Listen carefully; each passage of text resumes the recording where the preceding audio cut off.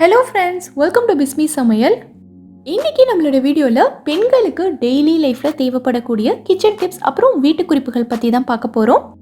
என்னென்ன டிப்ஸ்ன்னு பார்க்குறதுக்கு முன்னாடி நீங்கள் நம்மளோட வீடியோவை இப்போ தான் ஃபஸ்ட் டைம் பார்க்குறீங்கன்னா நம்மளோட பிஸ்மி சமையலுக்கு சப்ஸ்கிரைப் பண்ணுங்கள். பக்கத்தில் இருக்கக்கூடிய பெல் ஐக்கானையும் கிளிக் பண்ணி அதில் ஆல் ஆப்ஷனையும் செலக்ட் பண்ணுங்கள். இப்போ நம்ம ஃபஸ்ட்டு டிப் என்னங்கிறத பார்க்கலாம். நம்ம எப்போவுமே வெண்டைக்காய் பொரியல் செய்யும்போது பார்த்திங்கன்னா வெண்டைக்காயில் ஒரு மாதிரி வழுவழுப்பு தன்மை இருக்கும். நம்ம என்ன தான் கழுவி காய வச்சு நல்லா தொடச்சிட்டு வெண்டைக்காயை கட் பண்ணாலும் கூட வெண்டைக்காயில் அந்த வழுவழுப்பு தன்மை போகவே போகாது. வெண்டைக்காயில் வழுவழுப்பு தன்மை இருக்கிறது இயற்கை தான்.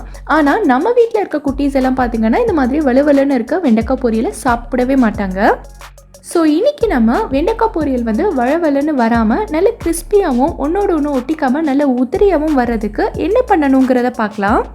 நீங்கள் எப்போவுமே வெண்டைக்காய் பொரியலுக்கு என்னென்ன பொருட்கள்லாம் சேர்த்து தாளிப்பீங்களோ அது எல்லாத்தையும் சேர்த்து நல்லா தாளித்ததுக்கப்புறமா நம்ம கட் பண்ணி வச்சுருக்க வெண்டைக்காயை உள்ளே சேர்த்துடலாம்.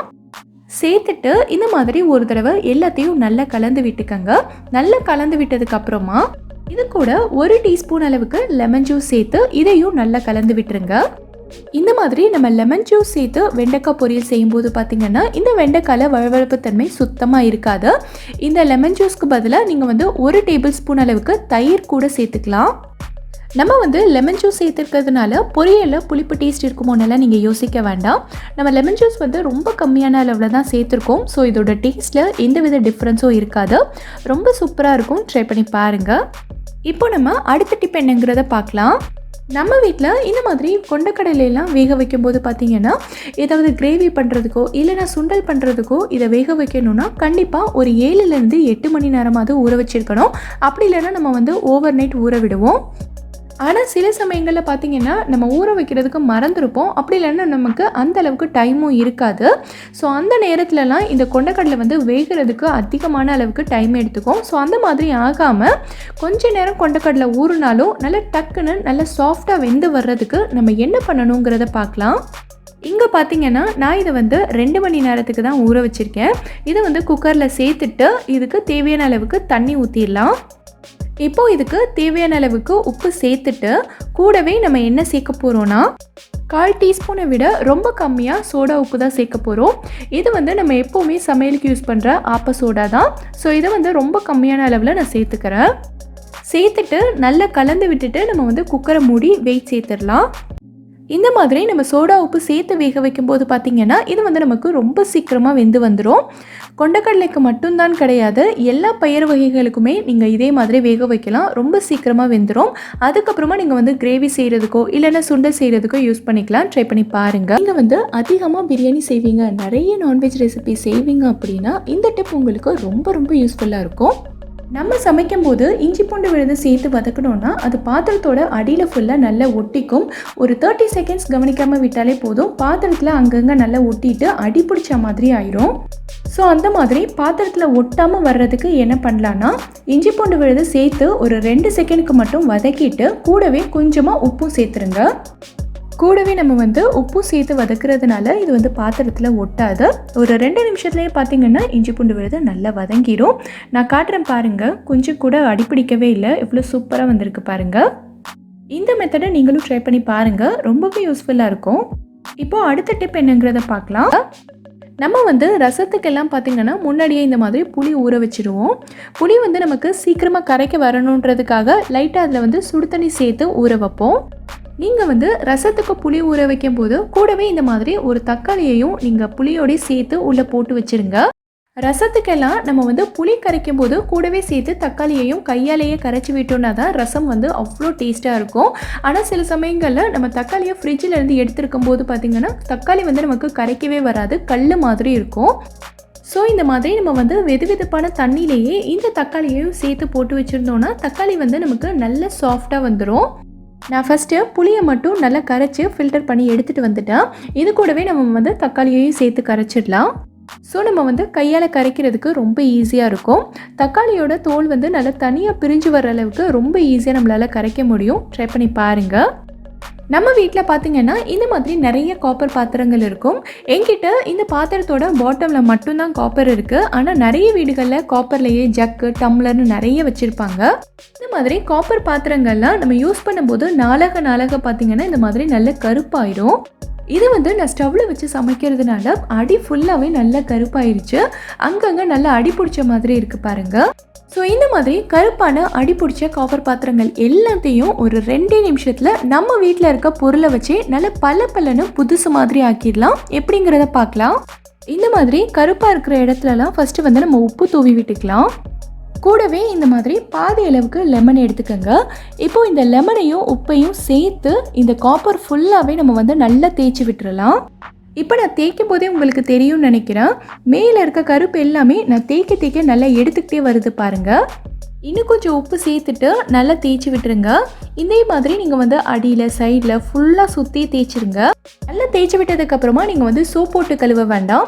லைட்டாக நார்மல் வாட்டரில் அலசி எடுத்துருங்க. இந்த மாதிரி நீங்கள் கழுவுனாலே உங்களோட காப்பர் பாத்திரங்கள் நல்ல பல்லுன்னு புதுசு மாதிரி வந்துடும். ட்ரை பண்ணி பாருங்கள்.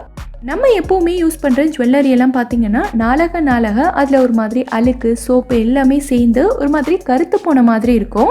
ஸோ இந்த மாதிரி நம்ம டெய்லி யூஸ் பண்ணுற நகைகளை எந்த சிரமமும் இல்லாமல் ஒரு 5 நிமிஷத்தில் ரொம்ப சூப்பராக நல்லா பளிச்சுன்னு எப்படி க்ளீன் பண்ணுறதுன்னு பார்க்கலாம். இதுக்கு நம்ம ஷாம்பு தான் யூஸ் பண்ண போகிறோம். ரொம்ப மைல்டாக இருக்க ஷாம்பு பார்த்து எடுத்துக்கோங்க. நான் இன்னைக்கு குழந்தைங்களுக்கு யூஸ் பண்ணுற ஷாம்பு தான் எடுத்திருக்கேன். இந்த மாதிரி ஒரு சாஃப்டான பிரிசல்ஸ் இருக்க டூத் ப்ரஷில் கொஞ்சமாக ஷாம்பு எடுத்துகிட்டு இதை வச்சு நல்லா தேய்ச்சி விட்டுறலாம். நீங்கள் எடுத்திருக்க டூத் ப்ரஷ் கொஞ்சம் சாஃப்டாக இருக்கணும். ஹார்டாக இருந்துச்சுன்னா நம்ம நகையில் ஸ்க்ராச்சஸ் விழுறதுக்கு சான்சஸ் இருக்குது. ஸோ பிரிசல்ஸ் சாஃப்டாக இருக்கிற மாதிரி பார்த்துக்கோங்க. இதே மெத்தடில் நீங்கள் ஸ்டோன்ஸ் இருக்க ஜுவல்லரி கூட க்ளீன் பண்ணலாம்.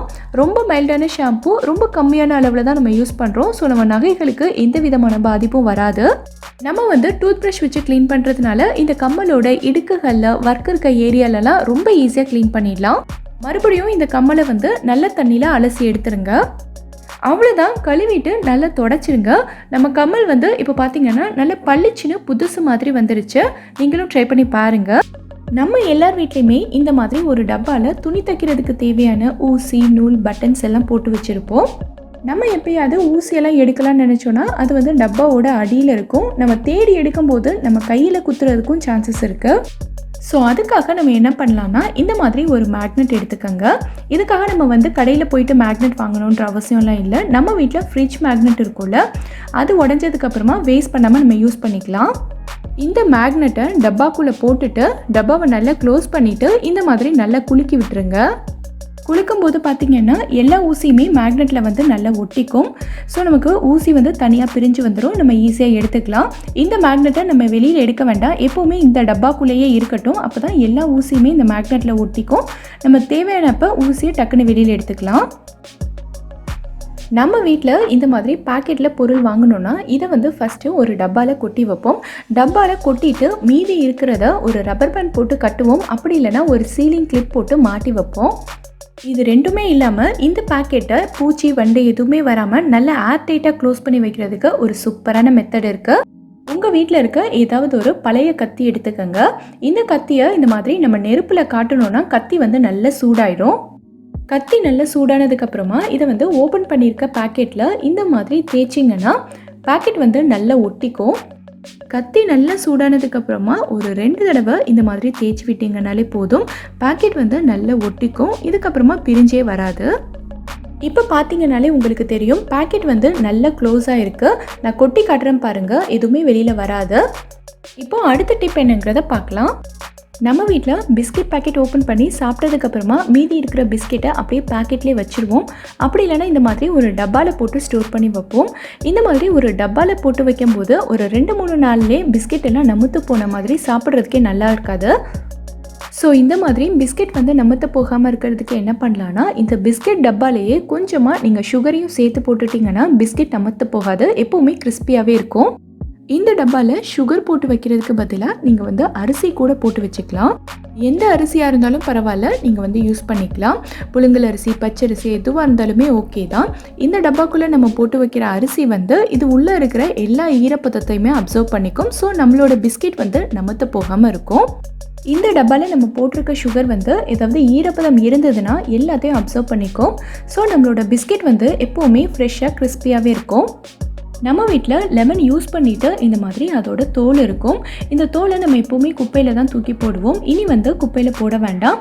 இந்த லெமன் தோலை வச்சு ஒரு சூப்பரான க்ளீனிங் டிப் இருக்குது. லெமன் தோலை நான் இந்த மாதிரி சின்ன சின்னதாக கட் பண்ணி வச்சுருக்கேன். இந்த மாதிரி மிக்ஸி ஜாரெல்லாம் நம்ம அரைச்சி முடிச்சதுக்கப்புறமா எப்பவும் போல் டிஷ்வாஷர் போட்டு சும்மா கழுவி வச்சுருவோம். ஆனால் இந்த பிளேடோட அடிப்பகுதியில் இருக்கிற அழுக்கெல்லாம் நமக்கு வந்து சரியாக போகாது. ஸோ அதெல்லாம் க்ளீன் பண்ணுறதுக்கு நம்ம கட் பண்ண லெமனோட தோலை இந்த ஜாரில் சேர்த்துக்கலாம். சேர்த்துட்டு கொஞ்சமாக தண்ணியும் சேர்த்துக்கங்க. சேர்த்துட்டு இது எல்லாத்தையும் ஒரு தடவை நல்லா அடித்து எடுத்துடலாம். இந்த மாதிரி நம்ம செய்யும்போது மிக்சியோட பிளேடும் நல்லா சூப்பராக க்ளீன் ஆகிடும். நம்ம மிக்சியும் பார்க்குறதுக்கு நல்ல பலன்னு இருக்கும். டெய்லி நம்மளால் இந்த மாதிரி மிக்ஸி ஜாரை க்ளீன் பண்ண முடியாது. எப்போல்லாம் நம்ம வீட்டில் லெமனோட தோல் வந்து வேஸ்ட்டாக இருக்குதோ அப்போ நம்ம இந்த மெத்தடில் யூஸ் பண்ணிக்கலாம். ஸோ நம்மளோட மிக்ஸியும் நல்ல க்ளீனாக பளபளப்பாக இருக்கும். நம்ம வீட்டில் இந்த மாதிரி முடிஞ்சு போன டேப்லெட்ஸோட கவர் இருக்கும்.